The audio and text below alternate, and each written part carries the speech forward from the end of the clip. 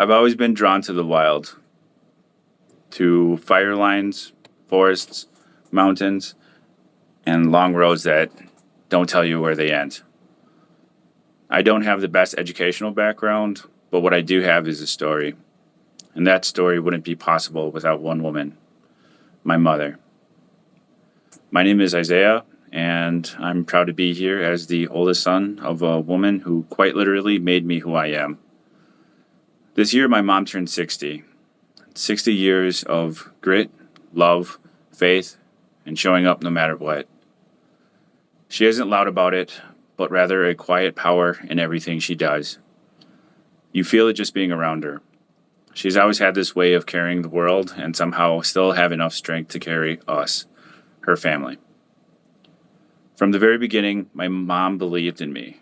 She saw greatness in me even when I didn't see it in myself. Even when I was running wild and flirting with the system of justice, she never tried to clip my wings. She knew I had to find things out for myself.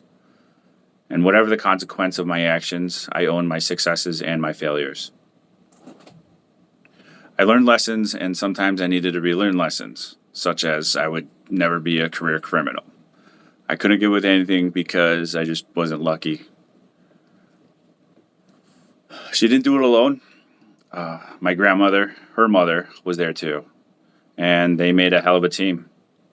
My grandma was the one who sat me down and taught me to read.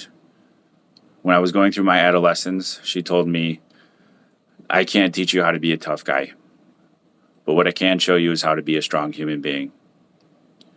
That stuck with me. Together, their love, different but equally fierce, surrounded me, strengthened me, and guided me towards becoming the person I am today. They carried this belief as naturally as breathing. And being in that environment was a gift. My mom knew early on she wanted us to be raised in a sober home. Both sides of our families had alcoholism, and she successfully shielded us from the torment that comes from that lifestyle. We knew not to take it for granted. We saw things that our loved ones would experience, and it was sad to see such harsh realities from a young age, but it was also maturing because of that exposure. She understood that I wasn't built for a classroom. I needed movement. I needed a challenge. I remember when I told her I wanted to join the Army.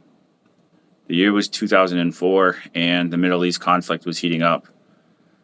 I wanted to be a part of it.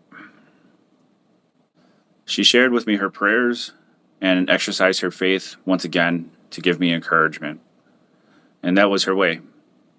She never stood in the way of my path, but she made sure I had the strength to walk it. I left in July and came home in November. I didn't make it through.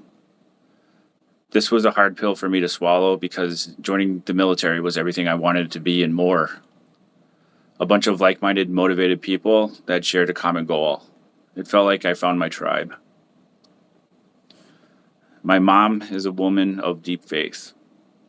The real kind. Not just something she talks about on Sundays, but something she lives every single day. When things got hard, she leaned on faith like it was a rope that could pull her through anything. And somehow it did. She encouraged me to continue my service. And eventually, I became a firefighter. The legacy of a single mother of strong faith is profound. We grew up with practical lessons of resilience and hard work. We grew through spiritual lines that stay with us throughout our lives and the lives of her grandchildren. Her story is one of quiet heroism, a testament to the incredible power of faith and love in shaping one family's destiny. So here we are. She's 60, I'm 39. And I still look at her with the same awe I had when I was a little kid. She's still teaching me things. She's still showing me what love looks like in action. She's still reminding me, no matter how hard things get, we don't quit. We lean in, we get through together. Mom, I don't know if I said this enough, but thank you.